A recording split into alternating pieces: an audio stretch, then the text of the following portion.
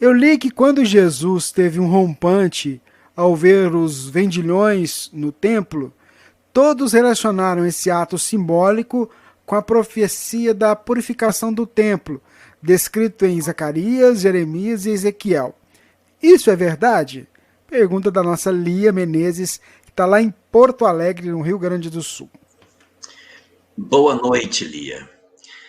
Essa passagem da chamada expulsão dos vendilhões do templo, ela está contida em vários dos evangelhos, não sai só um. Tem no de Lucas, tem no de Mateus, também tem no evangelho de João. Sendo que no evangelho de João ainda traz um ingrediente a mais que os outros não trazem. Diz que ele promoveu a expulsão estando com um chicote na mão. Então, isso às vezes leva as pessoas a terem a interpretação de que Jesus teria usado do chicote para bater nas pessoas. Isso não está escrito no texto. Está escrito que ele estava com um chicote. Ele pode ter batido? Não sei, mas eu só sei dizer que não está dito no texto isso. Agora, analisando a personalidade de Jesus, analisando a leitura de mundo que ele tinha e a forma como ele se posicionava diante das questões, é muito pouco provável que ele tenha efetivamente virado as mesas dos cambistas, soltado os animais e, mais grave ainda, usado do chicote para bater nas pessoas. Então, como que isso pode ter se dado? Os evangelhos podem trazer uma informação que não seja exatamente o ocorrido. O que presumivelmente pode ter se dado? Jesus pode ter dito aquelas palavras.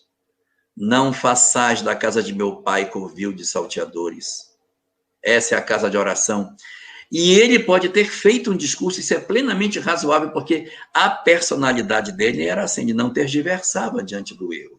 E ele pode muito bem ter dito para eles isso, que não vendessem as coisas ali.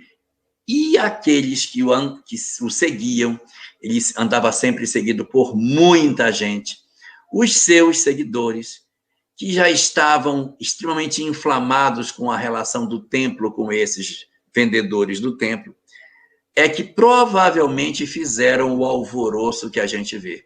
Não é nem um pouco improvável Jesus ter falado isso e a turba ter dito, é isso mesmo, tem que virar. E aí virou a primeira, acabou. Ninguém segura a turma enfurecida.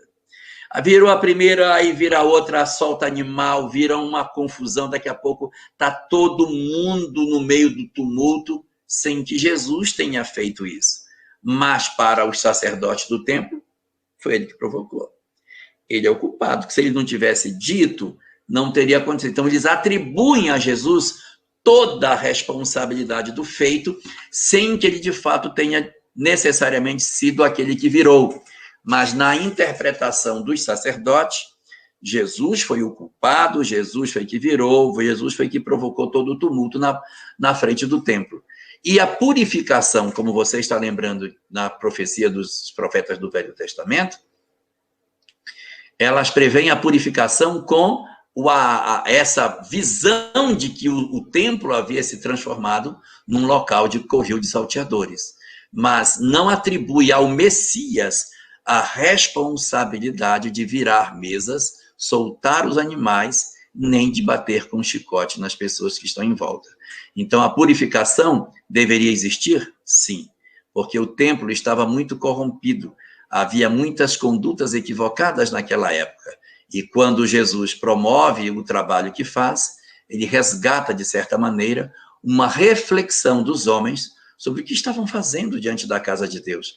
Como havia se transformado em comércio, tudo aquilo, se afastando de maneira muito significativa de todo o processo de espiritualidade que era exigido naquele lugar considerado tão sagrado.